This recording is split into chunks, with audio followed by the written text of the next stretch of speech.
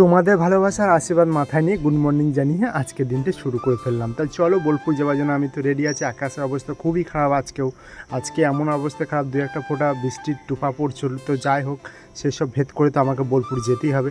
তার জন্য আমার টার্জেনও রেডি আছে, হয়তো টার্জেনটা আমার পুরো রেডি করে রেখে দিয়েছে। এবার টার্জেন নিয়ে আমি বোলপুর চলে যাব মাছ নিতে। তো চলো যে দেখি বোলপুরে কী মাছ পাওয়া যায় আজকে। চলো বোলপুর যাওয়ার পথে দেখছি আমার সেই কাকুটার সাথে দেখা হয়ে গেছে। সেই কাকুটা, যে কাকুটা তোমাদের আগের ভিডিওতে দেখেছিলাম ঝুড়ি নিয়ে গ্রামে গ্রামে বিক্রি করে, তার সাথে দেখা হয়ে গেছিলো। একটু কথাবার্তা বলে নিলাম, তার সাথে গল্প করতে করতে আমি বোলপুর পৌঁছে গেলাম। এদিকে আবার দেখছি আনারস সব নামাচ্ছিলো আর খুব সুন্দর করে সাজাচ্ছিল। আমারও দেখে খুব ভালো লাগছিলো। আর এদিকে আমাকে দেখতে দেখতে আমি চলে এলাম মাছ বাজার আসার পর আমি সাইকেলটা এখানে রেখে দেবো স্ট্যান্ডে। তো সাইকেলের স্ট্যান্ডে রাখার পরে এবার যেতে হবে আমাকে ভিতরের দিকে, দেখি কী মাছ পাওয়া যায়। তো চলো ভিতরে যাওয়ার জন্য তো আমি রেডি হয়ে আছি।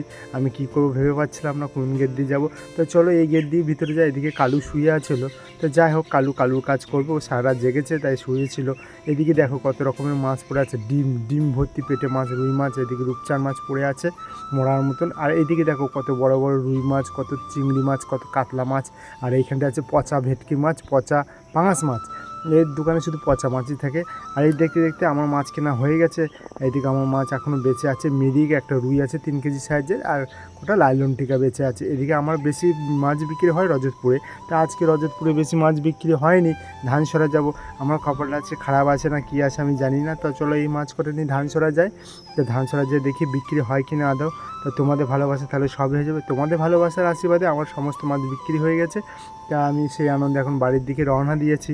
তো তোমাদের আশীর্বাদ যদি সবসময় আমার মাথার উপর থাকে, অবশ্যই আমার সমস্ত মাছ বিক্রি হয়ে যাবে। এ নিয়ে আমি কোনো টেনশন করি না। তো চলো, আমার ভিডিওটা কেমন লাগে তোমাদের অবশ্যই কমেন্টে জানিবে, কারণ কমেন্ট করলে আমার ভিডিও করে আগ্রহটা আরও বেড়ে যায়। তো কমেন্ট করে অবশ্যই জানিও। আর আজকে লাভ আমার সেরকম হয় না, সব মাছই প্রায় ধার আছে। ধার ম্যাক্সিমাম 400-500 টাকার উপরে ধারই পড়ে গেছে। নিয়েছিলাম 10-12 কেজি মাছ। তা তোমাদের ভালোবাসা আশীর্বাদ নিয়ে আজকে ভিডিওটা এখানেই শেষ করলাম।